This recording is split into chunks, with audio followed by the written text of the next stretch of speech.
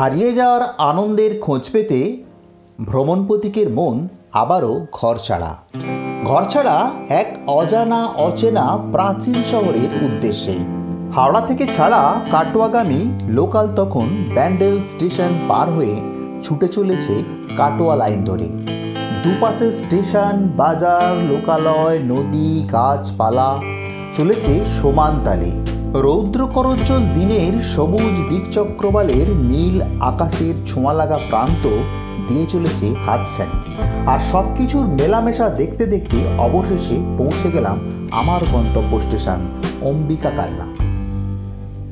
চলুন আগে ইন্ডিয়ান রেলওয়ের এই যন্ত্রদানব থেকে নিজেকে মুক্ত করি, তারপর শুরু করব গল্পের বাতাবরণ।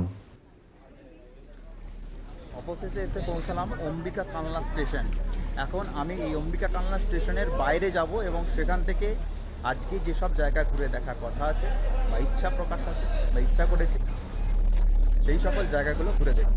আমার ভ্রমণের উদ্দেশ্য হচ্ছে অম্বিকা কালনা শহরে যতগুলো মন্দির আছে সেই মন্দিরগুলি ঘুরে দেখার। এখন এই মন্দিরগুলোতে যাওয়ার আগে আমাকে স্টেশনের বাইরে যেতে হবে। চলুন তাহলে আগে যাওয়া যাক স্টেশনের বাইরে, তারপরে কোথায় যাব এটা ঠিক করা যাবে।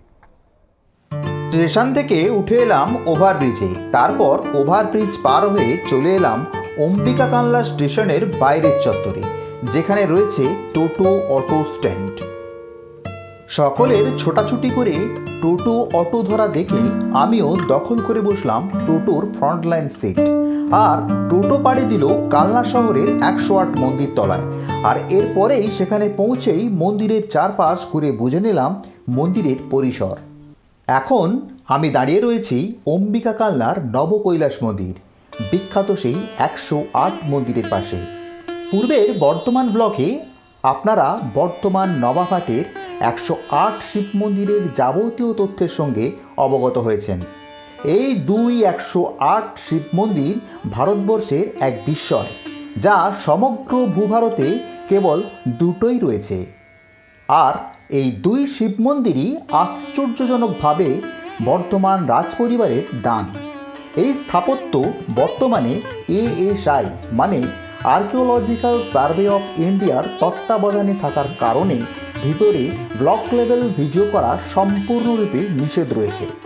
এই নবকৈলাস মন্দির বা 108টি শিব মন্দির সমকেন্দ্রিক 2টি বৃত্তে বিন্যস্ত এবং প্রতিটি মন্দির দেবাদিদেব মহাদেবকে নিবেদন করা হয়েছে। লোককথায় এই মন্দির 108 শিব মন্দির বলে প্রসিদ্ধ হলেও প্রতিষ্ঠালিপি অনুসারে এখানে মন্দিরের সংখ্যা 109টি। 1731 শতাব্দী বা 1809 খ্রিস্টাব্দে রাজা শ্রী তেজচন্দ্র অম্বিকা নগরে শ্রী মন্দির মণ্ডল শিবালয় নবকৈলাস রূপে নির্মাণ করেন। নবকৈলাস মন্দিরের 109টি মন্দিরের মধ্যে 108টি মন্দির জ্যামিতিক বৃত্তে বিন্যস্ত। 2টি বৃত্তে বিন্যস্ত এই মন্দিরগুলির বাইরের বৃত্তে 74টি এবং ভিতরের বৃত্তে মোট 34টি অবস্থিত। বৃত্তের বহির্দেশে পশ্চিম দিকে 109তম মন্দিরটি অবস্থিত।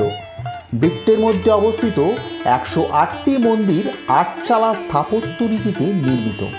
ভিতরের বৃত্তের পরিধি প্রায় 336 ফুট এবং বাইরের বৃত্তের পরিধি 710 ফুট। মন্দিরগুলির উচ্চতা 20 ফুট এবং প্রস্থ 9.5 ফুট। মন্দিরের দেয়ালে রামায়ণ, মহাভারতের পর্ব এবং শিকারের বহু দৃশ্য চিত্রিত রয়েছে। বৃত্ত দুটির কেন্দ্রে একটি বাঁধানো ইদারা আছে, যা মন্দিরে পূজার কাজে ব্যবহৃত জলের চাহিদা মেটায়। তবে অনেকে মনে করেন এটি শূন্য, অর্থাৎ নিরাকার ব্রহ্মস্বরূপ শিবের প্রতীক। এখানে প্রতিষ্ঠিত শিবলিঙ্গগুলি শুভ্র ও কৃষ্ণবর্ণের। বাইরের বৃত্তের শিবলিঙ্গ পর্যায়ক্রমে শুভ্র ও কৃষ্ণবর্ণের এবং ভিতরের বৃত্তের শিবলিঙ্গগুলি শুভ্রবর্ণের। শুভ্র লিঙ্গগুলি ভগবান সদাশিবের প্রতীক, যার অর্থ চৈতন্য ও জ্ঞান, এবং কৃষ্ণবর্ণের শিবলিঙ্গগুলি রুদ্রের প্রতীক, যার অর্থ তিনি বোধের অতীত। তবে 109তম জলেশ্বর শিবলিঙ্গটি কৃষ্ণবর্ণের। এবার নবকৈলাস মন্দিরকে কয়েকটি পিকচার দিয়ে একটু আপনাদের কাছে বর্ণনা করার চেষ্টা করি মন্দিরের বাইরের যে রাস্তা রয়েছে তা দিয়ে প্রদক্ষিণ করতে করতে। আর্কিওলজিক্যাল সার্ভে অফ ইন্ডিয়া খুব সুন্দরভাবে এর সংরক্ষণ করে চলেছে। ভিতরে কেবল যে মন্দির রয়েছে তা নয়, বাগান, ফুলের গাছ প্রভৃতির মাধ্যমে সৌন্দর্যায়নও করা হয়েছে, প্রাচীনতায় কোনো রকম আঁচড় না কেটে। প্রাচীন স্থাপত্যের সঙ্গে পরিষ্কার পরিচ্ছন্ন পরিবেশ আপনাকে বেশ আকর্ষণ করবে। তবে বর্তমান নবাবহাটের 108 মন্দিরে যে পূজার সাজসজ্জা অবস্থা দেখেছিলাম তা এখানে খুঁজে পাবেন না। মন্দিরের পূজার আড়ম্বরের থেকে প্রাচীনতা ও ঐতিহাসিক মূল্যই বোধ করি এখানে বেশি দেওয়া হয়েছে এবং তা প্রত্যেকটি মন্দিরের ক্ষেত্রেই প্রযোজ্য। নবকৈলাস মন্দিরের বাইরে পৃথকভাবে অবস্থিত 109তম শিব মন্দিরটি হল জলেশ্বর শিব মন্দির। জপমালায় যেমন 108টি বীজ প্রচিত থাকে এবং মধ্যস্থলে একটা বড় আকারের বীজ মেরু স্বরূপ থাকে, সেইরূপ এই শিবক্ষেত্র নির্মাণের সময় উক্ত বিধান মানা হয়েছিল। এই মন্দির 8টি সিঁড়ি বিশিষ্ট বারান্দার উপর অবস্থিত পঞ্চরত্ন মন্দির। এই মন্দির 6 ফুট উচ্চ ভিত্তিবেদির ওপর অবস্থিত, যার আয়তন 13 ফুট গুণিত 13 ফুট এবং উচ্চতা 35 ফুট। মন্দিরটির বর্তমান নাম জলেশ্বর। বর্তমানে নবকৈলাস মন্দির ও জলেশ্বর মন্দিরের মাঝে রাস্তা চলে গেছে, কিন্তু কথিত আছে এককালে ওই জলেশ্বর মন্দির নবকৈলাস মন্দিরের এক অবিচ্ছেদ্য অংশ ছিল এবং এটাই হলো নবকৈলাস মন্দিরের 109তম মন্দির। তবে নবকৈলাস মন্দিরের অপর প্রান্তে জলেশ্বর মন্দির সদৃশ্য আরেকটি মন্দির রয়েছে, যার নাম রত্নেশ্বর মন্দির। এখান থেকেই সোজা রাস্তা চলে গেছে রত্নেশ্বর মন্দিরের দিকে। চলুন এবার যাওয়া যাক রত্নেশ্বর মন্দিরের দিকে। জলেশ্বর মন্দির থেকে রাজবাড়ি ক্যাম্পাস ও নবকৈলাস মন্দিরের মাঝের রাস্তা সোজা চলে গেছে রত্নেশ্বর মন্দির। দেখুন, নবকৈলাস মন্দিরের গেটের ভিতর দিয়ে দেখা যাচ্ছে ভিতরের মন্দিরগুলো। চলুন এবার লাঞ্চের পালা। আর এই মন্দির চত্বরেই লাঞ্চের কথা আমি বলবো।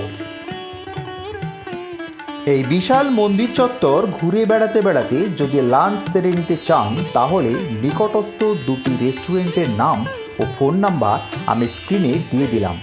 বিশদ অ্যাড্রেস ও তথ্য ডেসক্রিপশানে দেওয়া রইল। নিজের ইচ্ছে মতো লাঞ্চ করে আবারও চলে আসুন মন্দির চত্বরে। রত্নেশ্বর মন্দির দর্শনের পূর্বে মাঝে যে বিভিন্ন মেসেজ ASI এর বোর্ডে দেওয়া আছে সেগুলো একটু দেখে নেওয়া যাক। নবকৈলাস মন্দির ও রাজবাড়ি ক্যাম্পাসে আপনি ফটো তুলতে পারেন, এমনকি 25 টাকার টিকিটের বিনিময়ে ভিডিওগ্রাফিও করতে পারেন। তবে ইউটিউব ব্লগ ভিডিও সম্পূর্ণরূপে নিষিদ্ধ রয়েছে। তবে এই ধরনের ব্লগ ভিডিও করার জন্য ASI এর কলকাতা সার্কেলের পারমিশন প্রয়োজন। প্রত্যেকটি মন্দির ও স্থাপত্যের পাশে ASI এর লাগানো কিছু এই ধরনের বোর্ড দেখতে পাবেন, যাতে স্থাপত্য সম্পর্কিত কিছু মেসেজ দর্শকদের উদ্দেশ্যে দেয়া রয়েছে। যেমনই এই বোর্ডটিতে 108 নবকৈলাস মন্দির সম্বন্ধে বাংলা ও ইংরাজিতে লেখা রয়েছে। মন্দির কবে তৈরি হয়েছে, কে তৈরি করেছে এই সম্বন্ধীয় একটি ছোট মেসেজ রয়েছে। নবকৈলাসের বিপরীতে রাজবাড়ি ক্যাম্পাসের পাশে রয়েছে এই বোর্ড। এই বোর্ডটা দেখে বুঝতে পারবেন জলেশ্বর মন্দির ও রত্নেশ্বর মন্দির একই রাস্তার দুই প্রান্তে অবস্থিত এবং সদৃশ্য মন্দির। এবার এসে পৌঁছালাম রত্নেশ্বর মন্দিরের সামনে। ভগবান শিবের উদ্দেশ্যে উৎসর্গীকৃত নবকৈলাস মন্দিরের পূর্বে অবস্থিত দক্ষিণমুখী মন্দিরটি একটি ছোট উত্থাপিত চত্বরে একটি পঞ্চরত্ন মন্দির। এই মন্দিরে কিছু পোড়ামাটির নকশা এখনও টিকে আছে। রত্নেশ্বর মন্দিরটি ভগবান শিবের উদ্দেশ্যে উৎসর্গীকৃত একটি মন্দির, যা 108 শিব মন্দির কমপ্লেক্স বা নবকৈলাস মন্দিরের পূর্বে অবস্থিত। এটি একটি দক্ষিণমুখী মন্দির যা একটি উঁচু চাতালের ওপর অবস্থিত। এটি একটি 5 চূড়া বিশিষ্ট অর্থাৎ পঞ্চরত্ন মন্দির। এই মন্দিরে কিছু পোড়ামাটির নকশা এখনও দেখতে পাওয়া যায়। 3টি প্রবেশদ্বারের প্রতিটি খিলানের ওপর অঙ্কিত রয়েছে অসংখ্য ছোট ছোট শিব মন্দির। এই মন্দিরের নির্মাণ 19 শতকের বলেই মনে করা হয় এবং নবকৈলাস মন্দিরের উভয় পাশে জলেশ্বর মন্দিরের সঙ্গেই এর প্রতিসমতা দেখে মনে করা যেতে পারে এটি তারই সমসাময়িক।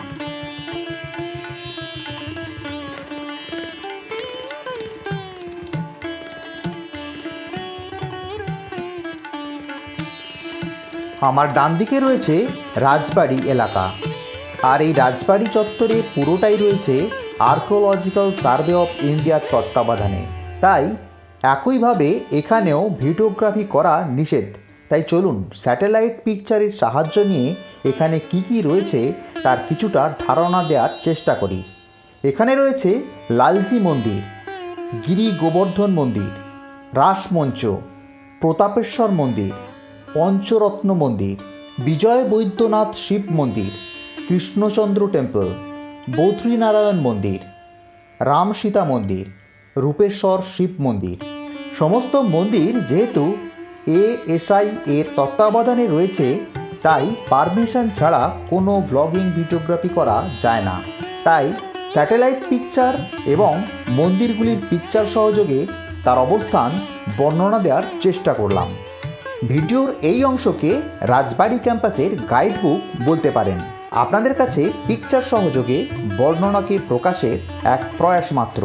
নবকৈলাস মন্দিরের পাশে যে রাস্তা রয়েছে তার ওপারেই রয়েছে রাজবাড়ি ক্যাম্পাস। বাম পাশের স্যাটেলাইট পিকচারে লাল বিন্দু চিহ্নগুলি বিভিন্ন স্থাপত্যকে নির্দেশ করে।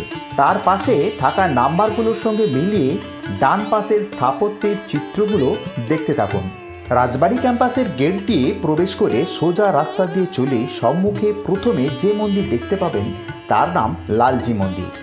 যে বছর সিদ্ধেশ্বরী মন্দির প্রতিষ্ঠিত হয়েছিল সে বছরই অর্থাৎ 1739 সালে বর্ধমানের রাজপরিবারের অর্থানুকূল্যে তৈরি হয় এই 25 চূড়া বিশিষ্ট সুন্দর পোড়ামাটির অলঙ্কারে অলঙ্কৃত লালজি মন্দির, যার সামনে রয়েছে একটি নাট মন্দির এবং তারই সামনে রয়েছে আরেকটি মন্দির যার নাম গোবর্ধন মন্দির। মন্দিরটি দক্ষিণ পূর্বমুখী উচ্চ বেদির ওপরে অবস্থিত। বিগ্রহের ঠিক সম্মুখে রয়েছে গরুস্তম্ভ। মন্দির গাত্রে বারান্দার খিলানে রয়েছে অভিনব টেরাকোটার কাজ। এই মন্দিরের স্থাপনের পিছনে রয়েছে একটি কাহিনী।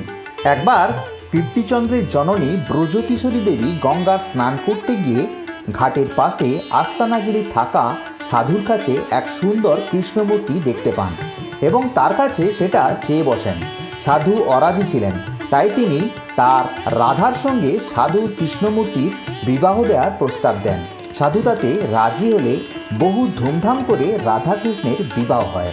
বিবাহ শেষে সাধু তার কৃষ্ণমূর্তি নিয়ে ফিরে যেতে চাইলে ব্রজকিশোরী দেবী জানান তাদের পরিবারের রীতি অনুসারে কন্যার সঙ্গেই তার পতি থাকবেন, অতএব বিগ্রহ সাধুকে ফেরত দেওয়া যাবে না। রাজপরিবারের কূটকৌশলে হার মেনে শূন্য হাতেই সাধু ফিরে যান।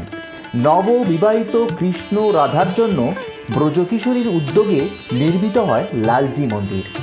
মন্দিরের প্রবেশদ্বার পার হলেই প্রথমেই চোখ পড়বে পালকিতে, যাতে চড়ে এককালে লালজি মন্দির প্রাঙ্গণে ভ্রমণ করতেন। মন্দিরের বিভিন্ন অংশে টেরাকোটার অবাক করা অসাধারণ কাজ। মন্দিরে নিত্য ভোগ হয়। এককালে 51 রকমের পদ দিয়ে ভোগ হতো। অসাধারণ টেরাকোটা শিল্পশৈলীর জন্য কালনার এই লালজি মন্দির এক বিস্ময়। এই রাজবাড়ি ক্যাম্পাসের মধ্যে যে দুটি বৃহৎ মন্দির রয়েছে তার মধ্যে লালজি মন্দির অন্যতম। আর্কিওলজিক্যাল সার্ভে অফ ইন্ডিয়া যে সুন্দরভাবে অতীত স্মৃতি বিজড়িত লালজি মন্দিরকে আঁকলে রেখেছে তা দেখলেই বোঝা যায়। এই লালজি মন্দির লাগোয়া রয়েছে আরও দুটি মন্দির, গিরি গোবর্ধন মন্দির ও নারায়ণশিলা মন্দির। অর্থাৎ উঁচু পাঁচিল দিয়ে ঘেরা এই অংশে প্রবেশ করলে আপনি একসঙ্গে 3টি মন্দিরের দর্শন পাবেন। টেরাকোটার অলঙ্কারে মোড়া লালজি মন্দিরকে দর্শন করে যদি এর শিল্পশৈলীকে নিখুঁতভাবে পর্যবেক্ষণ করা যায়, তবে প্রত্যেক মুহূর্তে বিস্ময় আপনার সঙ্গ নেবে। লালজি মন্দিরের প্রাঙ্গণে প্রবেশের ঠিক পরেই বাম দিকে রয়েছে গিরি গোবর্ধন মন্দির। অন্যান্য মন্দির থেকে গঠনে ও কারুকার্যে একটু ভিন্ন প্রকৃতির। এই মন্দিরের নির্মাণ করা হয়েছে গোবর্ধন পর্বতের অনুকরণে, আর মন্দিরের খাঁজে খাঁজে রয়েছে নানা মুনি ঋষি, দেবতা ও জীবজন্তুর মূর্তি। মন্দিরের ভিতরে বেশ কিছু চিত্রের অঙ্কন রয়েছে। আর এই মন্দিরের পাশে রয়েছে নারায়ণ শিলা মন্দির, যেখানে রয়েছে 108টি শালগ্রাম শিলা। এই গিরি গোবর্ধন মন্দিরের প্রতিষ্ঠা করা হয় 1758 খ্রিস্টাব্দে। রাজবাড়ি ক্যাম্পাসে প্রবেশের পর কামান, প্রতাপেশ্বর মন্দির পার হয়ে দেখা মেলে এই স্থাপত্যের। এটা কালনা রাজবাড়ির রাসমঞ্চ। লক্ষ্য করার মতো বিষয় হলো এই রাসমঞ্চের কোনো ছাদ নেই, তবে ছাদবিহীন এই রাসমঞ্চের মধ্যে ছোট একটি ঠাকুর দালান রয়েছে, যেখানে একসময় রাস উৎসব পালন করা হতো। আর এর সঙ্গে দেখা যাচ্ছে রাজবাড়ি কামান, যা কমপ্লেক্সে প্রবেশের বাম দিকে রয়েছে। প্রধান গেট থেকে যে রাস্তা লালজি মন্দিরের দিকে চলে গেছে, তার পাশেই রয়েছে কামান, প্রতাপেশ্বর মন্দির, রাজবাড়ির রাসমঞ্চ। আর প্রতাপেশ্বর মন্দির ও রাসমঞ্চের মাঝে একটি রাস্তা প্রধান রাস্তা থেকে বেরিয়ে সোজা লক্ষ্মী মন্দিরের দিকে চলে গেছে, তবে লক্ষ্মী মন্দিরের চিত্র এখানে সংযুক্ত নেই। এবার আসা যাক প্রতাপেশ্বর শিব মন্দিরের কথায়। টেরাকোটা কারুকার্যমণ্ডিত প্রতাপেশ্বর দেউল মন্দিরটিকে কেউ চলেশ্বর মন্দির বলেন, আবার কেউ বলেছেন প্যারীকুমারীর মঠ। এর সমান্তরাল খাঁজযুক্ত গম্বুজাকৃতি শিখর ও নিচের দেয়ালের চারপাশে প্রতিটিতে ছোট ছোট অসংখ্য টেরাকোটা ফলক সমৃদ্ধ এই দেউল শিল্পীর এক অনবদ্য সৃষ্টি। প্রতাপেশ্বর দেউল 1771 শকাব্দে বা 1849 খ্রিস্টাব্দে রাজকুমার প্রতাপচন্দ্রের মহিষী প্যারীকুমারী দেবী প্রতিষ্ঠা করেন।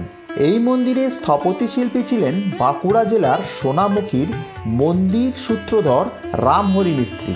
উঁচু ভিত্তিবেদির ওপরে স্থাপিত পূর্বমুখী উড়িষ্যা রীতির শিখর দেউলের প্রাচীন রীতির পরিবর্তিত ও সরলীকৃত রূপ এটি। মন্দিরের উচ্চতা প্রায় 45 ফুট। গর্ভগৃহে কোষ্ঠী পাথরের শিবলিঙ্গ নিত্য পূজিত হন। এই শিবলিঙ্গের উচ্চতা 4 ফুট 6 ইঞ্চি। এই প্রতাপেশ্বর মন্দিরে রয়েছে একটি প্রকৃত দরওয়াজা, এর সঙ্গে আরও 3টি নকল দরওয়াজা রয়েছে। মন্দির গাত্রে টেরাকোটা ভাস্কর্যের মধ্যে ফুটে উঠেছে রাম সীতার অভিষেক, লঙ্কা যুদ্ধে সিংহবাহিনী দুর্গার আবির্ভাব, বানর সৈন্য, রণবাদ্য, কীর্তন দল সহ গৌর নিতাই মূর্তি, রাধাকৃষ্ণ, ললিতা, বিশাখা ইত্যাদি। প্রধান রাস্তার বাম পাশের স্থাপত্যগুলি দেখা হলে চলে আসুন রূপেশ্বর মন্দিরে, যা পড়বে লালজি মন্দির থেকে বেরিয়ে কৃষ্ণচন্দ্র মন্দিরে যাওয়ার পথে। এই মন্দিরের প্রতিষ্ঠা করেন রানী রূপকুমারী দেবী 1761 খ্রিস্টাব্দে। মন্দিরটি সাদামাটা দালান আকৃতির, তবে সামনের দিকে কিছু টেরাকোটার নিদর্শনের দেখা মেলে। এই রূপেশ্বর মন্দিরটি 6.8 মিটার গুণিত 5.9 মিটার পরিমাপের একটি ছোট সমতল ছাদের মন্দির। স্থাপত্যের এই শৈলী পরবর্তী সময়ে বেশ সাধারণ ছিল, কিন্তু সময়ের বিচারে 19 শতকের আগে তুলনামূলকভাবে বেশ বিরল। রূপেশ্বর শিব মন্দিরের পাশেই রয়েছে পঞ্চরত্ন শিব মন্দির। ছোট বিভিন্ন মাপের এক চালার পরপর 5টি মন্দির, কিন্তু কোনো বিগ্রহ নেই। সম্ভবত এই মন্দিরগুলি 19 শতকে নির্মিত হয়েছিল। এই 5টি মন্দিরই ইট নির্মিত। বিশেষভাবে দেখলে জানা যায় একটি মন্দির 1767 সালে দেবকী দেবী, একটি 1763 সালে মহারানী বিষণ কুমারী দ্বারা নির্মিত হয়। অন্য 3টির নির্মাণের সময় জানা যায় না। পূর্বে টেরাকোটার অলঙ্কার থাকলেও বর্তমানে তা প্রায় অবলুপ্ত। বর্তমানে ইটের উপরের আস্তরণ খসে পড়ার কারণে এদের গঠনগত অবস্থা খুব ভালো নয়। পঞ্চরত্ন শিব মন্দির থেকে কৃষ্ণচন্দ্র মন্দিরে যাওয়ার রাস্তার বাম দিকে পড়বে বিজয় বৈদ্যনাথ মন্দির। এটি কৃষ্ণচন্দ্র মন্দিরের পিছনের দিকে অবস্থিত। এটি পূর্বমুখী মন্দির। এটি ঐতিহ্যবাহী আটচালা শৈলীর মন্দির, যা বিজয় বৈদ্যনাথ নামে পরিচিত ভগবান শিবের প্রতি উৎসর্গীকৃত। অতীতে কোনো এক সময় প্রচুর পোড়ামাটির টাইলস দ্বারা সজ্জিত থাকলেও কালের প্রকোপে বর্তমানে তা অবলুপ্ত। এই মন্দিরের নির্মাণ সূচনা করেছিলেন মহারাজ তিলকচন্দ্রের মাতা। তবে বর্তমানে মন্দিরের সম্মুখভাগে আজও কিছু টেরাকোটার কাজ দেখা যায়, ইউরোপীয় সৈন্যদের সাথে মিছিল, জাহাজ চড়ার দৃশ্য ইত্যাদি। রাজবাড়ি মন্দির চত্বরের পূর্ব দিকে অবস্থিত কৃষ্ণচন্দ্রজির মন্দির 1673 শতাব্দে অর্থাৎ 1751 খ্রিস্টাব্দে বর্ধমানের রাজা তিলকচন্দ্রের মাতা লক্ষ্মী কুমারী দেবী এই মন্দির প্রতিষ্ঠা করেন। উঁচু ভিত্তিবেদির উপরে অবস্থিত দক্ষিণমুখী 3 তলা বিশিষ্ট 25 রত্ন মন্দির। মন্দিরের গর্ভগৃহে প্রধান সিংহাসনে রয়েছেন কৃষ্ণচন্দ্র ও রাধার বিগ্রহ। মন্দিরের সামনের দেয়ালে স্তম্ভের গায়ে চালা মণ্ডপটির সর্বত্র রয়েছে অজস্র টেরাকোটার মূর্তি ও ফুলকারি নকশা। তবে আমার মনে হয়েছে এই মন্দিরের নকশা ভাস্কর্য একদম অন্যরকম। মন্দিরের বিগ্রহ নিত্য পূজিত হন। সকালে মাখন ও মিজরি ভোগ, তারপর পূজা, মধ্যাহ্নে ভোগ ও শয়ন, বৈকালে উত্থান এবং সন্ধ্যায় সন্ধ্যারতি ও ভোগ। এই মন্দির প্রাচীর দিয়ে ঘেরা একটি স্বয়ংসম্পূর্ণ ঠাকুর বাড়ি। বদ্রীনারায়ণ মন্দিরের বিপরীতে প্রায় সমপ্রকৃতির আরেকটি মন্দির রয়েছে, যার নাম রামসীতা মন্দির, যা স্থাপত্য রীতি দালান রীতিকে অনুসরণ করে। এখানে রয়েছে রামসীতা সহ বেশ কিছু দেবদেবীর বিগ্রহ। কৃষ্ণচন্দ্রজির মন্দিরের সম্মুখের একপাশে রয়েছে বদ্রীনারায়ণ মন্দির। এখানে কালো শিলার ওপর খোদাই করে অলঙ্কৃত করা হয়েছে নারায়ণ মূর্তি, যা এক কথায় অনবদ্য। তবে মন্দির গাত্রে তেমন কোনো কারুকার্য চোখে পড়ে না। অন্যান্য মন্দিরের থেকে এই মন্দিরের গঠন কিছুটা ভিন্ন প্রকৃতির, কিছুটা ঘর বারান্দার অনুকরণে তৈরি এই মন্দির। এখন আপনারা জলেশ্বর, রত্নেশ্বর এবং নবকৈলাস মন্দিরকে একত্রে দেখতে পাচ্ছেন। এবার আসা যাক একটু অন্য কথায়। কালনা বা অম্বিকা কালনা হলো ভারতবর্ষের পশ্চিমবঙ্গের পূর্ব বর্ধমান জেলায় ভাগীরথী নদীর পশ্চিম তীরে অবস্থিত একটি প্রাচীন শহর। দেবী কালী মা অম্বিকার নামানুসারে এই শহরের নামকরণ হয়েছিল অম্বিকা কালনা। পোড়ামাটির দেশ টেরাকোটার কাজের জন্য বিখ্যাত মল্ল রাজাদের বিষ্ণুপুরকেই আমরা জানি, কিন্তু পূর্ব বর্ধমানের এই কালনা শহরের সঙ্গেই বিষ্ণুপুরের বিশেষ এক সাদৃশ্য রয়েছে কোথাও এক বিশেষ যোগ। তাই তো আমরা এই কালনাতেও খুঁজে পাই একাধিক টেরাকোটা সমৃদ্ধ মন্দির। প্রচুর ঐতিহাসিক সাক্ষ্য বহনকারী বৃহৎ বৃহৎ সব মন্দির এই অম্বিকা কালনার অলঙ্কার বলতে পারেন। আর সেই কারণেই পোড়ামাটির অলঙ্করণের মন্দির দ্বারা সমৃদ্ধ অম্বিকা কালনাকে বলা হয় মন্দিরের শহর। আর এই শহরের প্রাচীন নাম ছিল আম্বিয়া বুলুক। কালনা ভ্রমণের প্রথম পর্ব কেমন লাগলো তা অবশ্যই জানান। চ্যানেলে নতুন হলে সাবস্ক্রাইব অবশ্যই করুন। কালনা ভ্রমণের বিশদ তথ্য ডেসক্রিপশানে দিয়ে দিলাম। কালনা ভ্রমণ করতে চাইলে ডেসক্রিপশান বক্স অবশ্যই দেখে নেবেন। দ্বিতীয় পর্বে থাকছে আরও অনেক চমক, আর তার জন্য আপনাদের কিছুদিনে অপেক্ষায় রেখে আজকের মতো বিদায় নিলাম। নমস্কার।